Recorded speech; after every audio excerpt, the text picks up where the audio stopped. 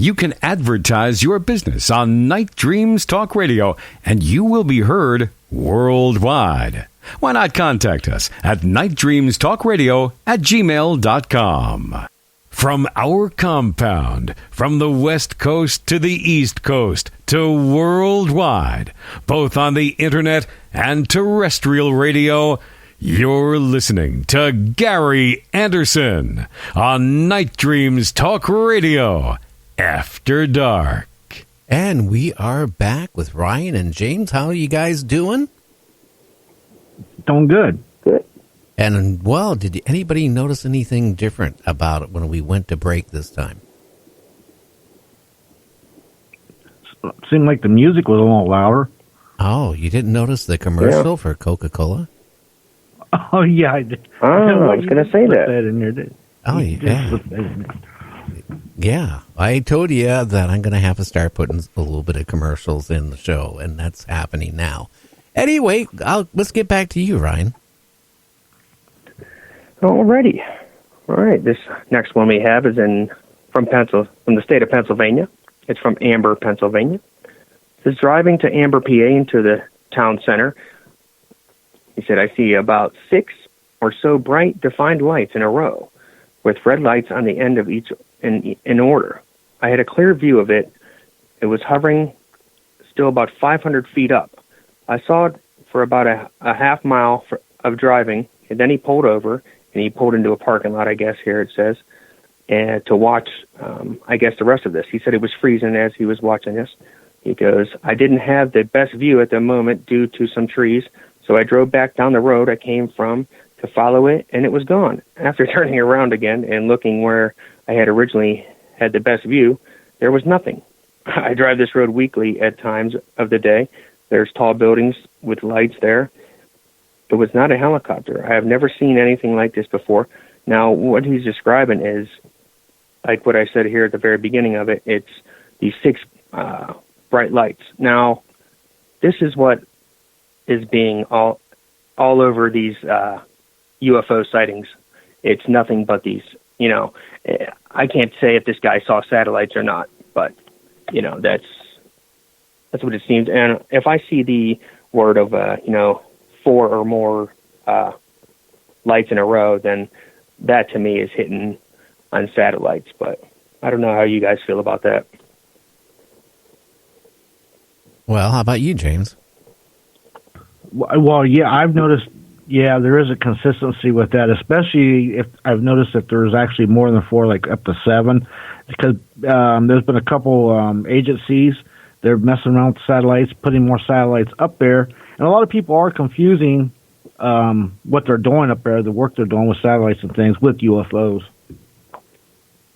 Yeah, Elon Musk just launched a bunch of satellites, and matter of fact, as soon as he did, sure enough, I think there was about 32 UFO reports, sightings of these lights. So, and it was they described them exactly as it was being launched.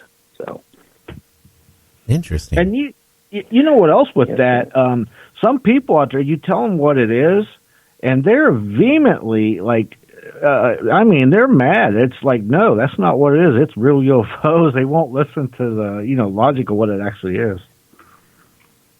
Yep, you're exactly right. All right, next one here. This one's from Canada, Toronto. It says, slowly moving bright light, constant, no blinking, which rolls out plane or helicopter occasionally disappear and come back in the same spot. Seen the same object around the same time last 3 days. He says he filmed it for about a half an hour. It slowly went across my view in the sky till it disappeared. I see these all the time. I honestly think they're satellites. To be honest with you, though, I have no idea. But I know exactly what he's describing and what he's talking about. And like I said, I've seen them several times. I don't know if you have, James or Gary. No, I haven't. Yeah, sometimes I know what you're talking about. Exactly, yeah. I'll send you a video, Gary, exactly what he's talking about. Oh, please Alrighty. do. All right. The next one here is also from Canada. It is from Ontario again. It says 30 kilometers west of Ignace, Ontario, my best friend and I stopped to take a stretch from our drive. He happened to hear something and glanced around to notice a light moving. Then, so I guess it was moving forward in a long straight line until he noticed it was a long line of lights in a dark moving sky. Wondering if he was seeing things, he quickly told me to look at the sky. I was shocked and freaked out. I managed to catch the last 25 plus lights fly in a line. That right there is a perfect example of satellites. That sounds like it, yes. Yeah. Yeah, that's why I put it in there. I just wanted everyone to get that. Well, one thing we talked about with a couple of guests here in the past week, Jeff and a couple other guests, is a lot of people see what they want to see. In other words, they see an airplane. They automatically think it's a UFO.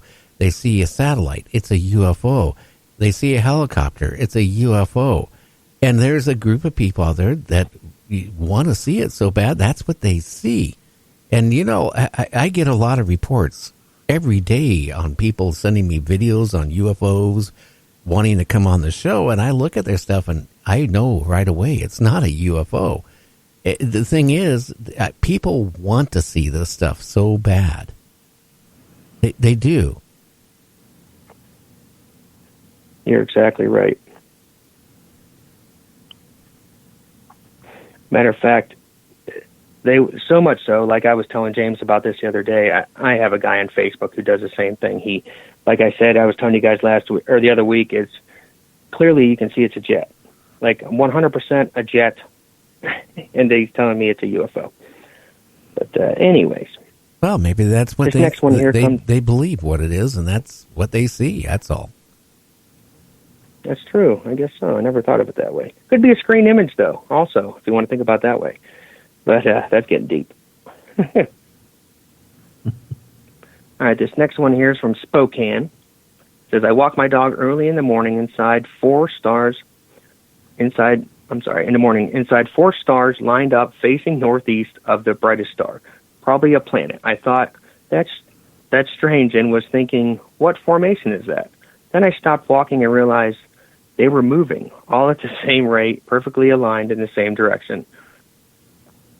Anyways, that is another one right there. Now, I wanted to see, that one was from Spokane. The other one was from Ontario, Canada. Now, they're pretty far apart, those two places. And I just wanted to let you know that's how far apart these are, and that's how widespread they are, too, of people seeing these. All right, so the next one is not a satellite. It's from Hoover, Alabama, and it is a triangle. It says, driving down Highway 150, I saw a bright triangle with lights at the points and one extra in the middle.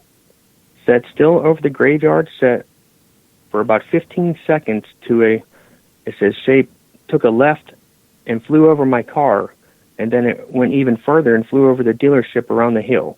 It said it flew straight up and was gone. I tried to get a video, but was not able to when he was driving. Now, I know exactly what this guy's talking about. You're so dumbfounded by what you're looking at, you forget your phone's in your hand. Oh, yeah. That's happened a bunch of times. All right. I got another one here. It's from Nashville, Michigan. It says, at 5:30 in the morning, while walking my dog in a backyard, I noticed what I thought was a satellite in the northeast sky. It says, I watched it travel for about, 20 to 30 minutes, and then it stopped. Now, he says it stopped, and then it started going back the other way. But then this is where it gets crazy. It zigzagged and disappeared.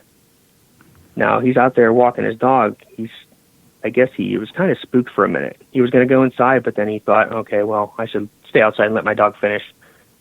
After that, it appears back over him, does another zigzag, and takes off. But he thinks it takes off. He looks up, and all of a sudden, it's still on the horizon, just sitting there.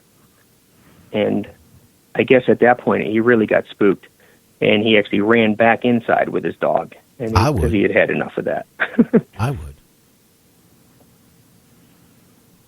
All right, and that is all I have from New Fork right now. Interesting. Yeah. Have you been listening to any of the shows with some of these people that have been on talking about UFOs lately? Yes, sir, I have. What do you think about the guy, well, the born-again Christian, his view of UFOs are not aliens, they're demons sent from, well, Satan himself? Yeah, I don't agree with that at all. I'm sorry. I'm not a Christian person, and I don't have anything against anybody who is Christian or anything. That's their belief, and my belief is definitely not have anything to do with demons or God or anything like that. That is for sure. There's too much technology involved. Yeah. Well, how about you, James? Well, I don't know what to say about it. I do know that in my world there's probably three different sources of these UFOs, and there's aliens, there's interdimensional beings, there's us from the future, and I can see on occasion, they could probably, because demons can mimic stuff. I've seen that firsthand in my own world. But as far as all of them being that, no, I don't believe that at all. Now, I'm going to throw this up to you, okay? Again, I came from a very religious family, but I really look at how civilization has advanced. And if you really look how we got here, then I hate to say it, I don't want to sound like a whatever, but what is God and who is God? I've said this so many times, guys, on the show, that men have always had to believe in something. A god of fire, god of the mountain, god of Olympus, you name it, men had to believe in something. And if you took that away from them, I don't think civilization would have advanced like it has. But it's so many things Jesus. Yeah. Well, who knows who Jesus was. But you got to look at it this way. The way things point out, it kind of makes you wonder, like the Incas, the pyramids, the Sphinx, all this stuff here doesn't jive with the Bible. It doesn't. The Sphinx is before we started walking the earth. Now, well, something had to create the Sphinx. Something had to create the new head on it and took the other face off of it and changed it. The Sphinx was under the ocean. Now, they come to conclusion for a long time. So that, that was before the big flood. Now, when you think about this, why would the Mayas, and James, I think, will know where I'm coming from, the Incas and Mayas and other tribes out there, civilizations, put everything into gold. Gold was precious to them. Why was gold precious to them? There's got to be a reason for it. Now, at one point, this earth probably had abundance of gold. And it was probably mined.